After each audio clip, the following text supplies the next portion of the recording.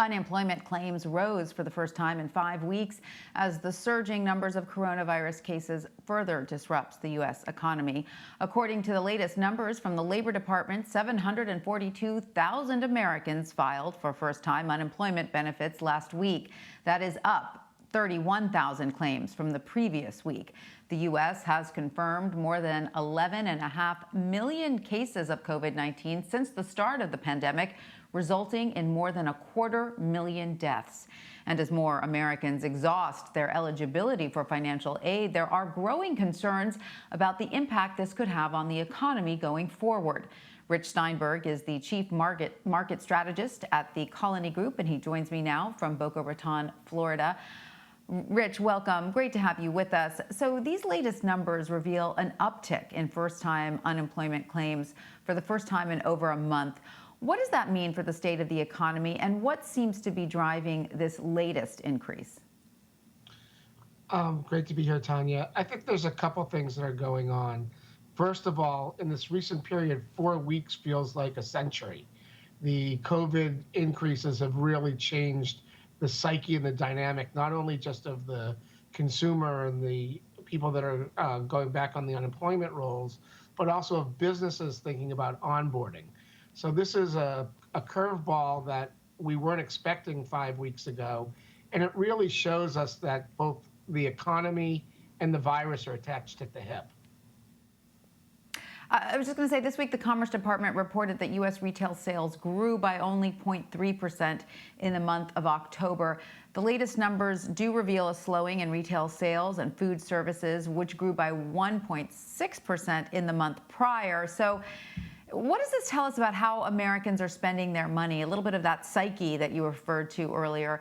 And how do you think retailers can best respond in an effort to boost shopping amid this global pandemic?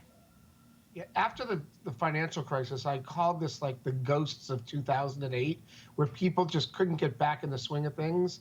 And I think we're exhibiting this a bit as the ghosts of, coronavirus spring.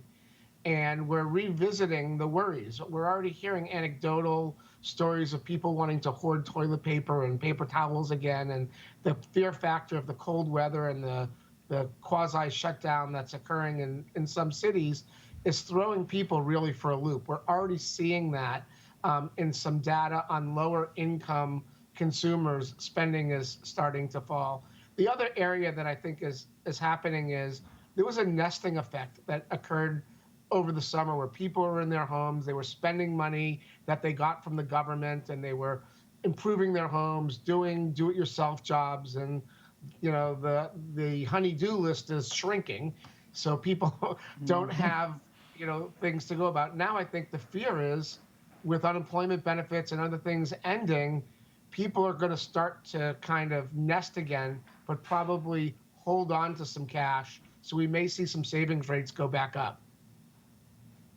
So a different kind of nesting this time around, perhaps. Speaking of the those financial aid checks, there are growing concerns over the roughly 12 million Americans who are expected to exhaust their unemployment benefits by the end of the year. And so just for some perspective, that is more than half the number of Americans who are receiving some form of unemployment aid at this point in time. So if Washington remains inactive on negotiations over a coronavirus relief bill, what will happen to all the people who are no longer receiving benefits? And how significant can we expect the damage to the economy be from that group? This is the real shame, and where politics and personal stress really kind of hit the rubber road together. This is the issue. The Republicans want a little skinny 500 billions, not small by any standpoint, of a compromise. The Democrats want a number much bigger. The real question is, can we put politics aside to allow families to get through the holiday season? And what happens with unemployment benefits is you exhaust your state benefits first, then you go into a federal program. We need some sense of urgency from Washington to reach across the aisle and put these 12 million people ahead of politics and policy.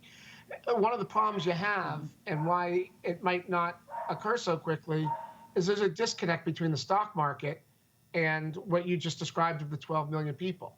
So you have some people saying, oh, the stock market's great. There isn't this sense of urgency. The stock market's looking out 9 months. The 12 million people are looking out 40 days. We have to get something done. I'm hopeful, but not. I don't see a huge mega package being done. I think we're going to limp into this quite a bit, and it's a shame. Yeah, no, it's sad because those people who need the unemployment aid, as you mentioned earlier, tend to spend it right away, just to stay afloat. I'm curious how not providing this extension on relief might impact the economy going into the new year. So I think a lot will depend on January 5th in Georgia. The markets are anticipating the Senate will have at least one Republican seat. If we get gridlock in Washington, there will be some agreement because it's so tight to start to move forward on fiscal relief. So I do think we have to get through the politics of politics. And then I think the Biden campaign, and Joe Biden in particular, has been an across the aisle kind of guy his whole career. I'm hopeful that we will start to get money relieved because, the amount of damage that's occurring by this increase in the corona cases is going to stall people rehiring. Think about how hard it is to onboard a new employee when you don't have your employees even coming into the office. It's a big issue. Absolutely. All right. Well, Rich Steinberg, thank you so much for joining us. We appreciate your insight. Great to see you. Be well.